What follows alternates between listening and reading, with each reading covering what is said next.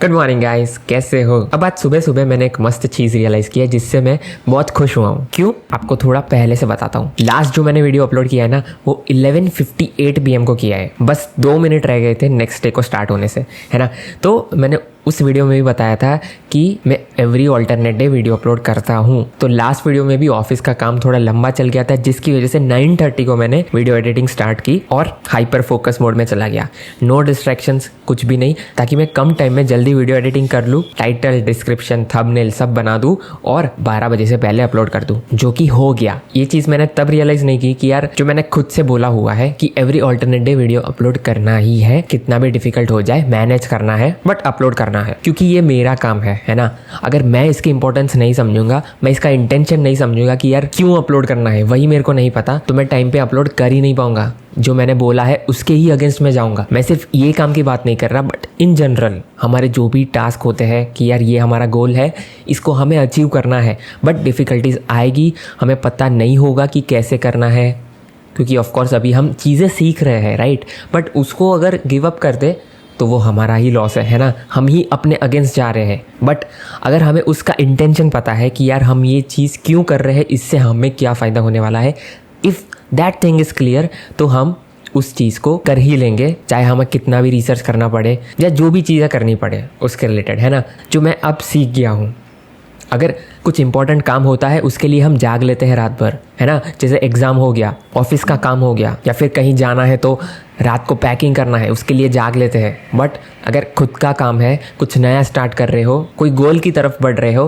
तो उसकी इंटेंशन हमें पता होनी चाहिए, तो ही हम सही डायरेक्शन में जा पाएंगे। अगर कोई चीज़ समझ में नहीं आ रही तो उसको फिगर आउट करना है हमें कि क्या प्रॉब्लम आ रही है, ताकि हम टाइम पे कर सके। फॉर एग्जाम्पल, अगर डाइट फॉलो करनी है और समझ में नहीं आ रहा कि कैसे फॉलो करूँ, क्या खाऊं, तो रिसर्च करना पड़ेगा। हमारा गोल क्या है? फैट लॉस करना है, मसल गेन करना है, तो उसके रिलेटेड रिसर्च करनी पड़ेगी कि हमारी बॉडी के लिए क्या सही है। एक्सपेरिमेंट करना पड़ेगा कि क्या खाने से क्या हो रहा है, तो वो सारी चीज़ें करनी पड़ेगी। टाइम टू टाइम मील्स लेने पड़ेंगे कि यार सुबह ये लेना है, शाम को ये लेना है, रात को ये लेना है। स्टार्टिंग में प्रॉब्लम आएगी ऑफकोर्स, क्योंकि हम हैबिचुअल नहीं है ना। हम चीज़ों को सीख रहे हैं कि कैसे मैनेज करना है, राइट। क्योंकि हमारे दिन में और भी चीज़ें हैं, जैसे जॉब हो गई, अपस्किल करना हो गया, घर का काम हो गया, बाहर का काम हो गया, है ना। तो बहुत सारी चीज़ें चलती रहती है। उसमें से अभी क्या इंपॉर्टेंट है वो हमें समझना पड़ेगा।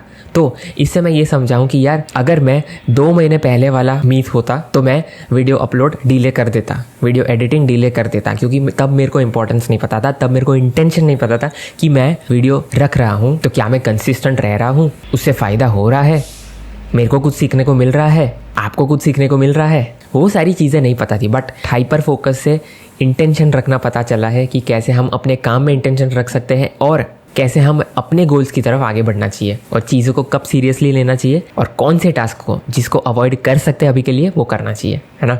So yes, this is how it is.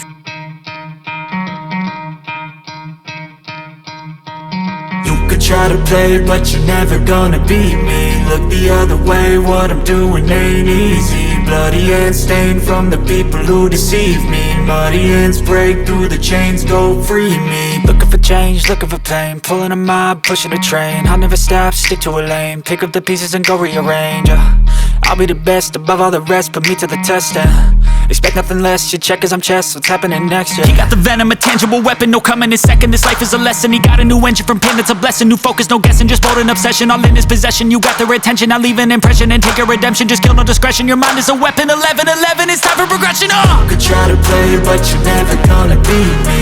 Look the other way, what I'm doing ain't easy. Bloody hands stained from the people who deceive me. Muddy hands break through the chains, go free me. People like sheep move feet, hurt it easy. You don't wanna be fast asleep when they scheming. Better stand tall, ready for a fight, believe me. When they try the chains, you can say no, free me. So he's been looking for somebody who could save him, instead of searching inside for what they gave him. A strong will, strong mind causes mayhem. We could change the world, change times, rearrange them. Staying on pace, running the race, life is a chase. I don't want a place, I wanna be first. Work till it hurts, dehydrated thirst till I'm in a hearse.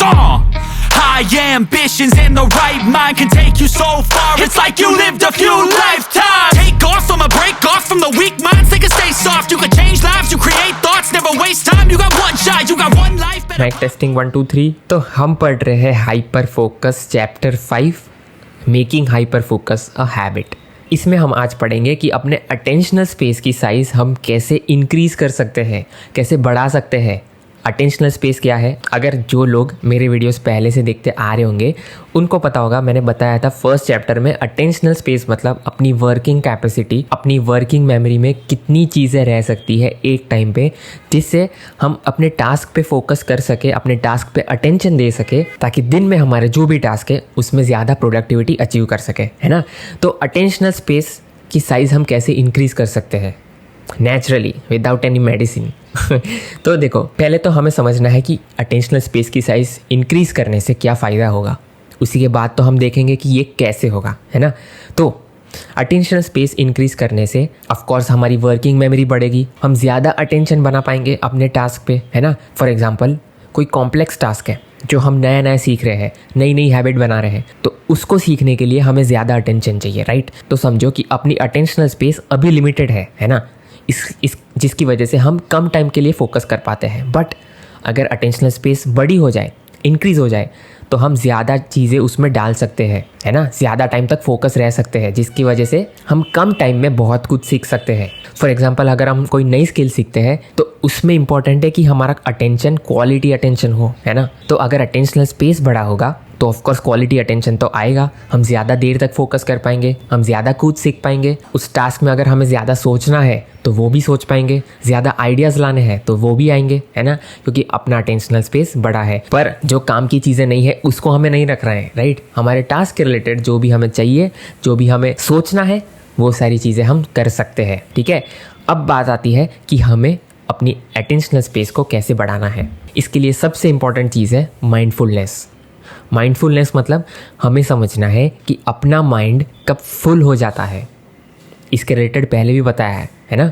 तो हमें समझना है कि अपना mind कौन सी situations में full हो रहा है, कौन से टास्क में क्या सोच रहे हैं जिसकी वजह से माइंड अपना फुल हो जा रहा है, ताकि उसको खाली कर सके, उसको और फुल ना होने दे। और जैसे ही हम कुछ और सोचने लगते हैं तो हमें पता चल जाना चाहिए कि यार हमें बैक टू ट्रैक आना है, वापस से फोकस करना है अपने टास्क पे। इसके लिए हमें माइंडफुलनेस वाली चीज़ें करनी पड़ेगी, जिससे हमें पता चले कि अपना माइंड फुल हो रहा है, अपना माइंड भटक रहा है ना। तो इसके लिए बहुत सारी प्रैक्टिसेस है, जिसमें सबसे इम्पॉर्टेंट है मेडिटेशन। जो रिसर्च से भी पता चला है कि मेडिटेशन से अपनी वर्किंग मेमोरी इम्प्रूव होती है, अपनी अटेंशनल स्पेस बढ़ती है। कैसे? मेडिटेशन में करना क्या है, we just need to focus on our breathing. अगर बिगनर हो, अगर अभी अभी स्टार्ट कर रहे हो, तो क्या करो, 100 से 0 तक काउंट करो आफ्टर एवरी 1 सेकेंड। मतलब 100 1 सेकेंड, 99 1 सेकेंड, 98 1 सेकेंड, ऐसे 100 से 0 तक काउंट करो और उस पे फोकस करो। जिससे क्या होगा कि आपका फोकस उस चीज़ पे रहेगा और इधर उधर माइंड सोचेगा नहीं कुछ। इंस्टेड ऑफ अगर हम ब्रीदिंग से स्टार्ट करते हैं तो बहुत जल्दी डिस्ट्रैक्ट हो जाएंगे, माइंड अपना कुछ और सोचने लगेगा। तो ईजी वे ये है कि 100 से 0 तक काउंट करो, reverse, right, that is important. 100 से 0 ये ज़रूर प्रैक्टिस करो, क्योंकि मैंने इसी से स्टार्ट किया था और फोकस बहुत इम्प्रूव हुआ है। इसके एग्जांपल्स भी बताऊंगा एंड में कि क्या क्या चीज़ें अब मैं कर पाता हूँ जो काफ़ी इंटरेस्टिंग है, ठीक है। तो मेडिटेशन सबसे पावरफुल है, जिससे हम माइंडफुलनेस को प्रैक्टिस कर रहे हैं और अपनी वर्किंग मेमोरी को भी बढ़ा रहे हैं। और मेडिटेशन के अलावा बहुत सारी ऐसी चीज़ें हैं आपके दिन में ही जो हमें करनी है। फॉर एग्जांपल अगर नहाने जाते हैं तो कितने लोग कॉन्शियसली नहाने पे फोकस करते हैं और कितने लोग कुछ और सोचने लगते हैं। आउट ऑफ हैबिट हम नहाते तो है, पर हमारा फोकस, हमारा माइंड कहीं और होता है। ऑफिस में क्या काम करना है, आज क्या पोस्ट करूँ, आज क्या खाऊं, आज क्या खाना बनाऊं, क्या टेंशन चल रही है लाइफ में, उसके बारे में ही सोचते हैं मोस्ट ऑफ द लोग, जिसमें से मैं भी एक हूँ, है ना। बट मैंने ट्राई भी किया है कि कॉन्शियसली अपने नहाने पे फोकस करूँ, जो बहुत डिफ़िकल्ट है। लगता है कि ईजी है, बट आप ट्राई करना इसको, 1-2 दिन होगा भी सही, बट अगर उसको हैबिट बना पा रहे हो, रोज कर रहे हो, तो आपका फोकस बहुत अच्छा है। तो ऐसे ही हमें बहुत सारी चीज़ों पे माइंडफुलनेस प्रैक्टिस करनी है। जब खा रहे हैं तो टीवी देखते हुए नहीं खाना है, कॉन्शियसली खाना है कि उसका टेस्ट कैसा है, स्मेल कैसी है, कब हमारा स्टमक फुल हो रहा है। वो तभी पता चलेगा जब हम फोकस से खाते हैं, वरना जनरली कुछ काम करते हुए खाते हैं, कुछ पढ़ाई करते हुए खाते हैं, कुछ ऐसे ही खा लेते हैं, जिसकी वजह से हमें पता नहीं चलता हम क्या खा रहे हैं, हमारे पेट में क्या जा रहा है। और कई कई बार तो इतना खा लेते हैं कि फिर थोड़े टाइम बाद पता चलता है कि यार आज तो बहुत खा लिया, और क्या खा लिया। तो हमें अपने दिन में रोज़ माइंडफुल प्रैक्टिसेस बढ़ानी होगी, इंट्रोड्यूस करनी होगी। एक और एग्जांपल लेता हूँ, हम अगर कहीं शॉपिंग करने जा रहे हैं या कोई भी बाहर का काम करने जा रहे हैं तो उस काम पे ही फोकस करने का ट्राई करो और लोगों को ऑब्जर्व करो। हमें कोई ऐसा मिल सकता है कि ये तो खुश लग रहा है और हमारे लाइफ में इतनी छोटी प्रॉब्लम है फिर भी हम सेटिस्फाइड नहीं है, फिर भी हम खुश नहीं है। तो ये सारी चीज़ें तभी रियलाइज़ होगी जब हम अपने माइंड को भटकने नहीं देंगे। अगर भटकता है तो उसको वापस से ट्रैक पे कैसे लाना है, दैट इज़ आवर रिस्पॉन्सिबिलिटी। उसको हमें ट्रेन करना पड़ेगा। और इंटरेस्टिंगली ऑथर जब एक मॉन्क को मिलने गए तो मॉन्क ने उनको ये बताया कि काफ़ी कुछ मेडिटेशन सेशंस ऐसे भी थे कि जब वो ब्रीदिंग करते थे तब उनके टिप ऑफ द नोज़ पे फोकस करते थे, फोकस लगा पा रहे थे, जिससे उनको वो सेंसेशन फील हो रही थी ब्रीदिंग के वक्त, जो हमारे लिए तो एक इम्पॉसिबल बहुत छोटी चीज़ है, बहुत छोटा ऑब्जेक्ट है इस पे फोकस लगाने के लिए। सोचो, तो मेन चीज़ यही है कि जब हम माइंडफुलनेस प्रैक्टिस करते हैं, मेडिटेशन प्रैक्टिस करते हैं, तो हमारे दिमाग में बस एक सिंगल इंटेंशन होना चाहिए, जिससे अपनी क्वालिटी ऑफ अटेंशन बढ़ती है और इन दी एंड अपना अटेंशनल स्पेस की साइज़ बढ़ती है। ठीक है, अब इसी से बात करता हूँ कि मेरी लाइफ में क्या चेंजेस आ रहे हैं, क्या मेरे को फ़ायदा मिल रहा है because of this hyper focus और माइंडफुलनेस प्रैक्टिस से। ठीक है, तो पहली चीज़ हो गई कि मेडिटेशन के वक्त ऑफ कोर्स अब कम डिस्ट्रैक्ट होता हूँ, माइंड कम भटकता है। जितना पहले भटकता था उसके कंपेयर में कम भटकता है, कम दूसरी चीज़ों के बारे में सोचता है। और जब भी सोचता है मुझे पता चलता है कि वो क्यों सोच रहा है, क्या मैंने ऐसा किया है पिछले टास्क में या पूरे दिन में जिसकी वजह से ऐसा वो सोच रहा है। और अगर कोई और रीज़न से सोचने लगता है तो मेरे को पता चल जाता है कि अब मेरे को वापस से रीफोकस करना है, मैं उसके साथ नहीं चला जाता। ठीक है, अब नेक्स्ट चीज़ हो गई कि जब टीवी देखता हूँ तो पता चल जाता है कि क्या मैं वो विथ इंटेंशन देख रहा हूँ या आउट ऑफ इंटेंशन देख रहा हूँ, बस फ्लो में देख रहा हूँ, जिसकी वजह से वापस से फिर रीफोकस करने लगता हूँ। मेरे को इंटेंशन अपना याद आ जाता है कि क्या मेरे को करना है अभी, और मैं चीज़ों को ऑब्जर्व करने लगा हूँ। अगर किसी से बात करता हूँ, क्या सामने वाला सही से इंटेंशन से सुन रहा है या फिर उसके दिमाग में कुछ और चल रहा है, वो मेरे को पता चल जाता है।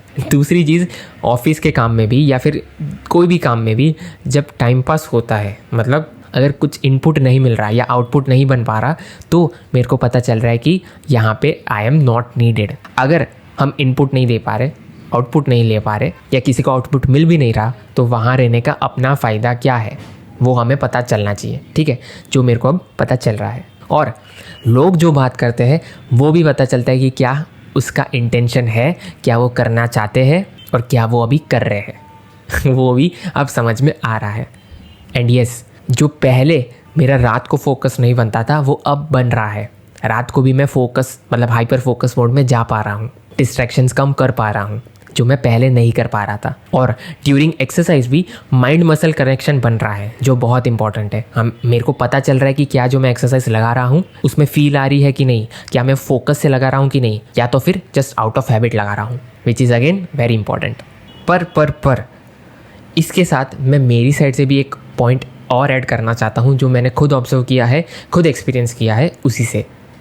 माइंडफुलनेस तो सही है जो हमारा फोकस बढ़ाएगा, बट हाइपर फोकस मोड में जाने के लिए या कोई भी चीज़ को ज़्यादा अटेंशन से करने के लिए और 4 चीज़ें हैं और 4 फैक्टर्स हैं जो बहुत इंपॉर्टेंट है। पहला, अपना मूड। अपना मूड अगर अच्छा नहीं है तो हम हाइपर फोकस मोड में नहीं जा पाएंगे। तो हमें समझना पड़ेगा कि क्या अभी हम हाइपर फोकस मोड में जा सकते हैं, क्या हम अभी अपने टास्क में अच्छे से फोकस कर पाएंगे, ज़्यादा अटेंशन लगा पाएंगे। Depends on our mood. Second चीज़, एनर्जी लेवल्स। अगर अपने एनर्जी लेवल्स अभी अच्छे नहीं है तो हम ऑफकोर्स उस चीज़ पे फोकस कर ही नहीं पाएंगे। ये मैंने खुद ऑब्जर्व किया है। जितना भी फोकस लगा लो, जितना भी अटेंशन लगा लो, बट अगर एनर्जी लेवल्स कम है, अगर पूरे दिन बहुत काम करने के बाद रात को अगर कोई अटेंशन वाला चीज़ करते हो तो वो कर ही नहीं पाएंगे। तीसरी इंपॉर्टेंट चीज़, खाना। हम क्या खाते हैं, हम अपने पेट में क्या जाने दे रहे हैं, वो भी बहुत मैटर करता है। अगर अच्छा खा रहे हैं तो उसका फ़ायदा दिखेगा वर्सेस जंक फूड खाते हैं। ठीक है, लास्ट चीज़ हो गई अपनी स्लीप। अगर रात को स्लीप कंप्लीट नहीं हुई है, अच्छी नींद नहीं मिली है, तो नेक्स्ट डे पे अपने टास्क पे फोकस करना डिफ़िकल्ट हो सकता है। तो ये फैक्टर्स भी बहुत इंपॉर्टेंट है अपनी लाइफ में, जिसके बारे में हम और डिटेल में डिस्कस करते जाएंगे।